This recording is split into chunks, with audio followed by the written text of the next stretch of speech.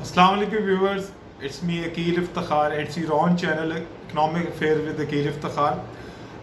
आज एक जो बात मैं आपसे डिस्कस करना चाह रहा हूँ, एक ऐसा टॉपिक है जो कि हर मुल्क के लिए बहुत ही इम्पॉर्टेंट है और इस चीज़ को समझना हर एक लेमैन के लिए बहुत ज़्यादा ज़रूरी है।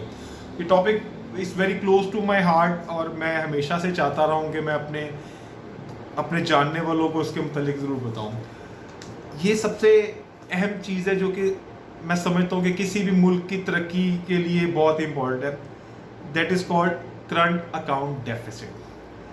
करंट अकाउंट डेफिसिट बेसिकली होता क्या है और इसका आम लोगों के ऊपर क्या इम्पैक्ट आता है और ये इसकी होने की वजूहात क्या होती हैं, इसकी मैं इस वीडियो में सिर्फ डिटेल्स में स्टैट्स के साथ ही जाऊंगा, लेकिन ये एक्चुअली होता क्या है ये मैं आपको एक्सप्लेन करने की कोशिश करूँगा।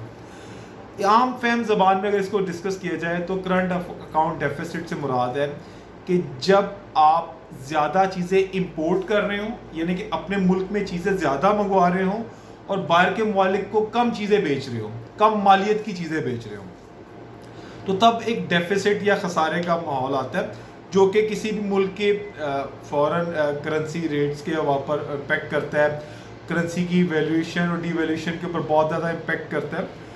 तो सबसे ज़्यादा इम्पॉर्टेंट है कि कोई मुल्क अपनी एक्सपोर्ट्स बढ़ाए। जब वो अपनी एक्सपोर्ट्स बढ़ाएगा तो उसको बाहर से ज़्यादा डॉलर अंदर आएंगे और अपनी इंपोर्ट्स जितनी कम करेगा उतने कम डॉलर उसको दूसरे ममालिक को देने पड़ेंगे। तो ये एक तरक्की याफ्ता ममालिक की एक अलामत होती है कि जो लोग ज़्यादा एक्सपोर्ट्स करते हैं, कम इंपोर्ट्स करते हैं, वो मुस्तहकम ममालिक पाए जाते हैं और वहाँ पर उनकी करेंसीज स्ट्रॉन्ग होती हैं क्योंकि ये डिमांड एंड सप्लाई का चक्कर है। लाइक बड़ी आम जबान में आपको समझाता हूँ कि सपोज अगर हम $10,000 की चीज़ें इंपोर्ट कर रहे हैं, बाहर से मंगवा रहे हैं, और बाहर हम जो दे रहे हैं $6,000 की चीज़ें एक्सपोर्ट कर रहे हैं, तो यहाँ पर $4,000 का डेफिसिट आ जाता है। अब डेफिसिट आएगा तो ऑब्वियसली डॉलर की डिमांड पाकिस्तान में बढ़ जाएगी और डॉलर का रेट ऊपर जाने लग जाएगा, जो कि प्रॉब्लम होएगा। जब डॉलर का रेट ऊपर जाएगा तो तमाम चीज़ें जो कि हम डॉलर में बाय करते हैं वो महंगी होना शुरू हो जाएंगी। तो बैलेंस ऑफ पेमेंट बहुत इंपॉर्टेंट है और ये इस करंट अकाउंट में डेफिसिट नहीं आना चाहिए। इसीलिए पाकिस्तान में हम हमेशा चाहेंगे कि हम ज़्यादा से ज़्यादा एक्सपोर्ट करें। अब किस गवर्नमेंट ने इसके ऊपर क्या काम किया, क्या नहीं किया, ये एक अलग चीज़ है। तो जब भी आप कोई भी चीज़ प्लान करें या जब भी कोई चीज़ बाय करें तो कोशिश करें कि अपनी लोकल चीज़ें बाय करें ताकि हमारे पैसे बाहर के ममालिक में न जाएं। और जब भी आप कोशिश करें कि ऐसी चीज़ प्रोड्यूस करें या ऐसी चीज़ बनाएं, अगर आप कुछ एसएमई में डील कर रहे हैं या कॉटेज इंडस्ट्री में कहीं आपका रोल है, तो आप जो भी चीज़ बना रहे हैं उसको अच्छी क्वालिटी की बनाने की कोशिश करें और कोशिश करें कि उसको आप अदर कंट्रीज़ में एक्सपोर्ट करें। इसके अनफॉर्चुनेटली बड़ी सारी वजूहत हैं। हम लोगों ने डेवलपमेंट के ऊपर काम नहीं किया, हमने टेक्नोलॉजी के ऊपर काम नहीं किया, यानी कि जो हम चीज़ें यहाँ पर लोकली मैन्युफैक्चर करते हैं वो इंटरनेशनल मार्केट में कम्पीट नहीं कर पाती और यही वजह है कि हमारी जो एक्सपोर्ट्स हैं वो बड़ी लिमिटेड चीज़ों में है।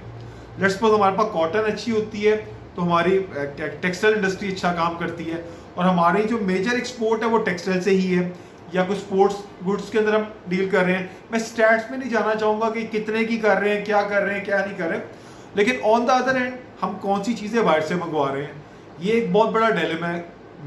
मेडिसिन हम बाहर से मंगवा रहे हैं, व्हीकल्स हम बाहर से मंगवा रहे हैं, हर जो एंड यूज़र प्रोडक्ट्स हैं वो मेजॉरिटी हमारी बाहर से आ रही हैं। तो वो ममालिक जो कि इंपोर्ट के ऊपर इतना ज़्यादा इन्हिसार करते हैं वो कभी भी तरक्की नहीं कर सकते।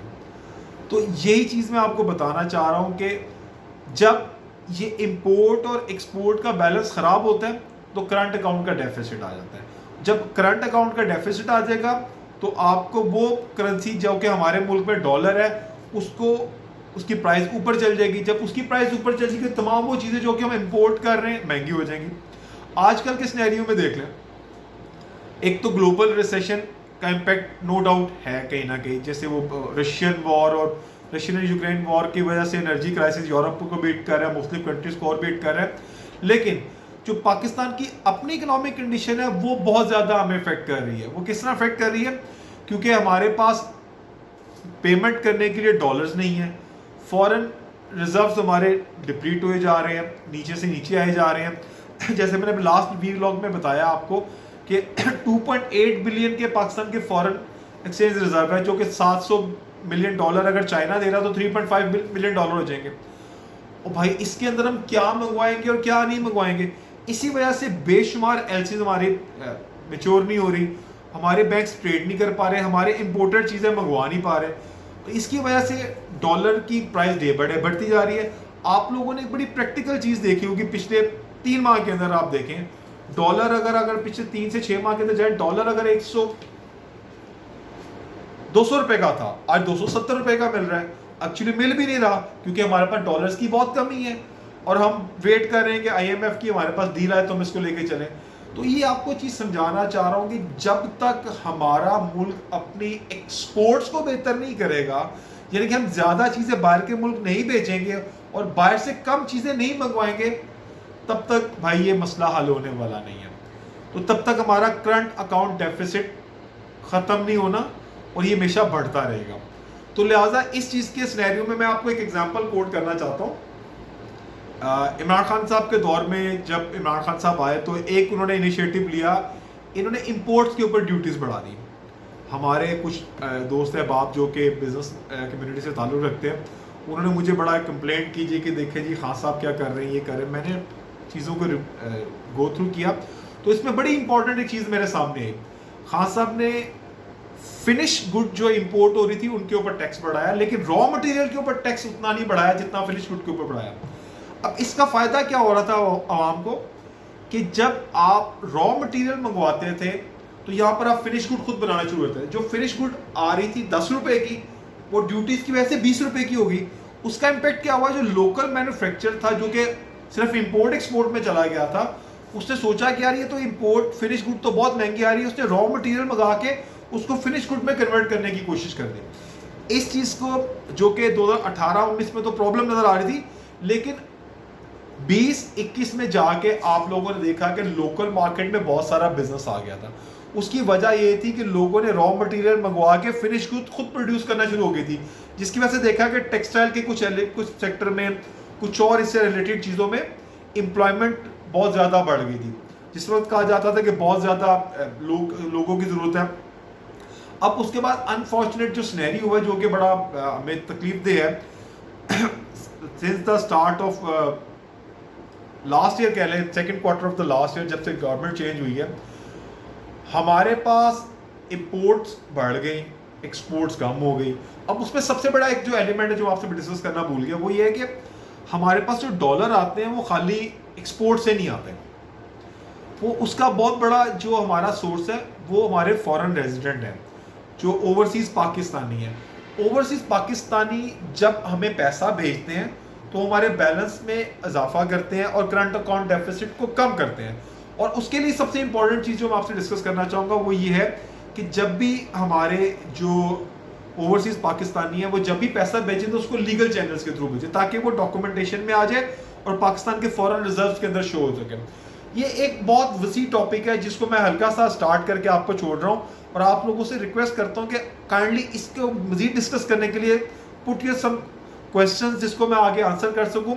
और ये मैं इसको एक डिबेट में भी लेके जाना चाहूँगा कि इसके मुताबिक हम बात करें कि पाकिस्तान में करंट अकाउंट डेफिसिट क्यों होता है, इसको कम कैसे किया जा सकता है और इसको कम करने के लिए हमारे एज अ नेशन क्या इनिशिएटिव लेने हैं।